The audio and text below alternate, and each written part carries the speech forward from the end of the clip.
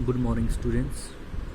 So let's continue with the next myth, that is eggs raise your cholesterol level.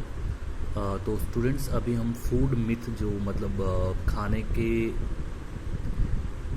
संबंधित जो myth चले आ रहे हैं, जो मतलब अफवाहें चली आ रहे हैं, हम उनको स्टडी कर रहे हैं। तो उनमें से एक है कि जो एग है वो आपका कोलेस्ट्रॉल लेवल को इंक्रीज़ करते हैं, पर ये भी एक मिथ है, ऐसा कुछ नहीं होता। सो देख लेते हैं। There tend to be mixed opinions on whether eggs are good or bad for your health, but the 2015 dietary guidelines are setting things straight when it comes to cholesterol.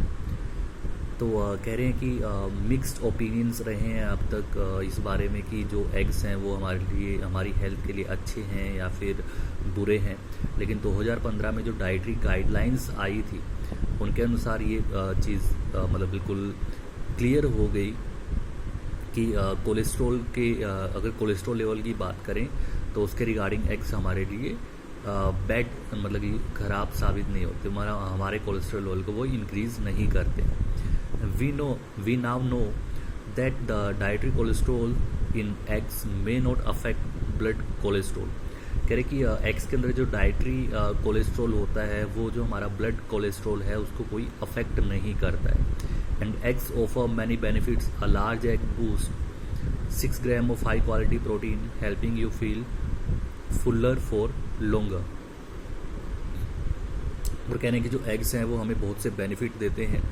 एक जो बड़े वाला एग है वो 6 ग्राम जो हाई क्वालिटी प्रोटीन है हमें प्रदान करता है, जिससे हम मतलब काफ़ी समय तक अच्छा फील करते हैं। नंबर 10 है ड्रिंकिंग मिल्क इंक्रीजेज फ्लैगम। फ्लैगम कहीं ना कहीं हम कफ़ की बात कर रहे हैं, तो कह रहे कि एक मिथ ये भी है कि दूध पीने से कफ़ इंक्रीज होता है, बट ये भी एक मिथ ही है, ऐसा कुछ नहीं होता। There is nothing worse than dealing with phlegm, the sticky mucus that hangs out in the back of your throat when you are under the weather. तो कह रहे हैं कि कफ के साथ डीलिंग करने से बुरा कुछ भी नहीं हो सकता, और कफ हमारे थ्रोट के अंदर पाया जाता है। The good news is the myth that milk increases the amount it's isn't true, but according to Mayo Clinic, drinking it might make it thicker and more irritating than it would normally be. कह रहे कि अच्छी बात यह है कि जो ये मिथ है कि दूध पीने से जो कफ की अमाउंट है या फिर मात्रा है वो बढ़ती है, ऐसा ये सच नहीं है। लेकिन एक मायो क्लिनिक की उन्होंने स्टडी की थी, तो मायो क्लिनिक के अकॉर्डिंग क्या है कि अगर हम दूध पीते हैं तो उससे कहीं ना कहीं जो कफ है वो थिकर हो जाता है, मतलब उसकी मतलब इतना लिक्विड नहीं रहता, वो थोड़ा थिक होना शुरू हो जाता है। और so maybe skip dairy milk and products when you are sick and don't worry about it causing phlegm in general. तो वो कह रहे हैं कि अगर आप बीमार हैं या फिर आपकी तबीयत में मतलब तबीयत ठीक नहीं है, तो उस समय पे आपको डेयरी प्रोडक्ट्स हैं या फिर जो मिल्क है उनको कहीं ना कहीं स्किप करना चाहिए, छोड़ देना चाहिए, जिससे कहीं ना कहीं जो कफ की प्रॉब्लम है वो आपको ना हो। नेक्स्ट जो मिथ है वो है brown sugar is better for you than white sugar. एक मिथ ये भी है कि जो ब्राउन शुगर है वो हमारे लिए ज़्यादा बेहतर होती है, वाइट शुगर मतलब चीनी जो होती है हमारी, उसके मतलब शक्कर चीनी से ज़्यादा बेहतर है। ये कहीं ना कहीं एक मिथ ही है, ऐसा कुछ नहीं होता। You might feel healthier replacing white table sugar with the brown sugar, but according to Cleveland Clinic, the only difference is the taste. कह रहे कि अगर आप जो चीनी है उसको कहीं ना कहीं ब्राउन शुगर जो शक्कर है उससे रिप्लेस कर रहे हैं, तो आपको लगेगा कि वो आपके लिए काफ़ी हेल्थियर है, आप हेल्थियर फील करते हो। लेकिन क्लीवलैंड क्लिनिक जो है उसकी स्टडी के अकॉर्डिंग क्या है कि सिर्फ आप कहीं ना कहीं एक टेस्ट में डिफरेंस आता है और इनमें कोई डिफरेंस नहीं है। When it comes to your health sugar is sugar.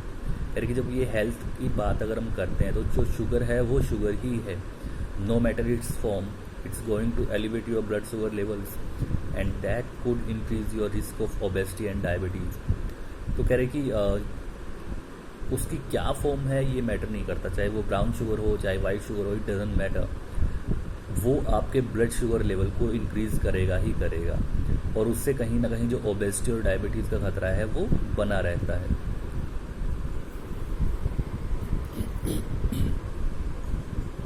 Now myths about plant based protein.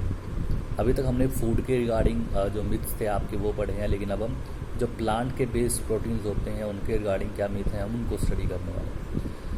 So you can't get enough protein from plant-based diets. The idea is that plant-based diets are lack sufficient in protein. It is not true. कह रहे कि जो plant based diets होती हैं, मतलब plant के based जो diets हैं हमारी, कह रहे कि उनसे हमारे को एनफ प्रोटीन, काफ़ी मात्रा में प्रोटीन नहीं मिलता।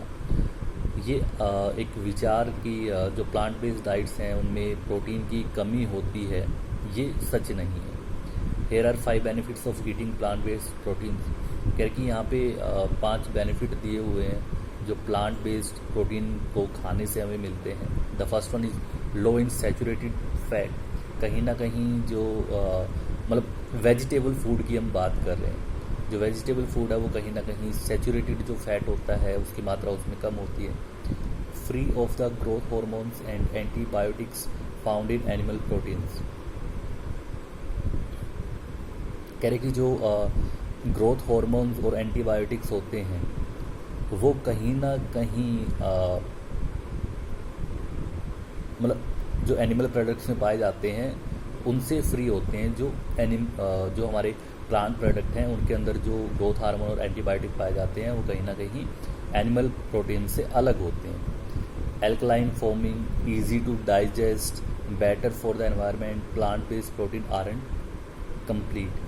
तो ये 4 चीज़ें बताई गई है कि तो एल्कलाइन फॉर्मिंग मतलब कहीं ना कहीं हमारी बॉडी के अंदर जो ज़्यादा मात्रा में एसिड बन रहा होता है उसको कम करते हैं, डाइजेस्ट करने में इजी होते हैं, एनवायरनमेंट के लिए बेटर होते हैं, और जो प्लांट बेस्ड प्रोटीन्स हैं आरंट कंप्लीट। ये आई थिंक इसमें कुछ प्रॉब्लम है, लास्ट लाइन आपकी कंप्लीट नहीं है।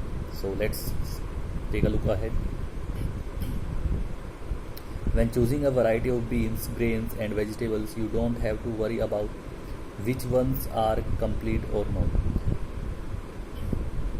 कह रहे कि जब हम बीन्स को चूज़ करते हैं, बीन्स के अंदर आपके राजमा वगैरह आ जाता है, ग्रेन्स आपके गेहूँ चावल वगैरह, और जो वेजिटेबल्स हैं उनको जब हम चूज़ करते हैं तो बहुत सी वैरायटी हैं जिनमें से हम चूज़ करते हैं।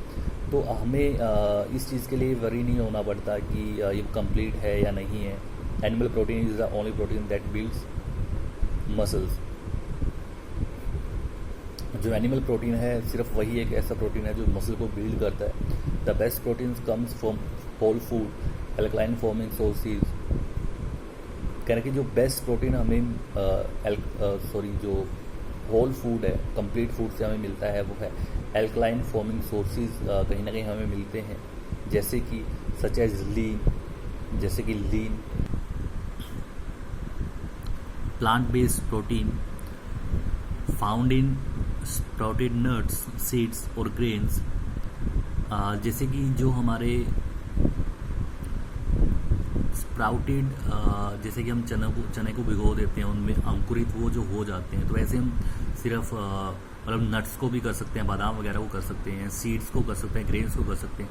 तो मतलब जो स्प्राउटेड, ये अंकुरित जो भी हमारे पास बीज हों या फिर दालें हों जो भी हैं, उनके अंदर एक मतलब लीन नाम का प्रोटीन हमारे को उसके अंदर मिलता है।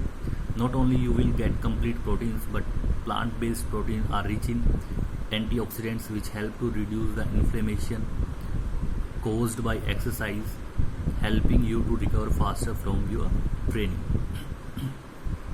कह रहे कि जो हमें प्लांट बेस्ड प्रोटीन जो हमें मिलता है वो एक कंप्लीट प्रोटीन तो है ही, मतलब सिर्फ कंप्लीट प्रोटीन नहीं है, साथ ही साथ उनमें एंटीऑक्सीडेंट्स की जो मात्रा होती है वो बहुत अधिक मात्रा में होती है, जो कि एक्सरसाइज वगैरह करने से हमारे अंदर जो इन्फ्लेमेशन होती है, मतलब कई बार जलन होने लग जाती है, उसको कहीं ना कहीं शांत करने का काम करती है। और ट्रेनिंग करते हुए जो हमारी थकान इतनी ज़्यादा हम महसूस करते हैं, कहीं ना कहीं हमारी थकान को भी कम करने का काम भी एंटीऑक्सीडेंट्स हमारे लिए करते हैं। तो जो प्लांट बेस्ड प्रोटीन्स हैं वो हमारे लिए काफ़ी ज़्यादा मात्रा में लाभकारी होते हैं, हमारे लिए बेनिफिशियल होते हैं। So that's all for today students. And कल वाला लेक्चर आपका लास्ट लेक्चर रहेगा, उसके बाद आपका ये चैप्टर मतलब एंड हो जाएगा, ख़त्म हो जाएगा। So thank you everyone.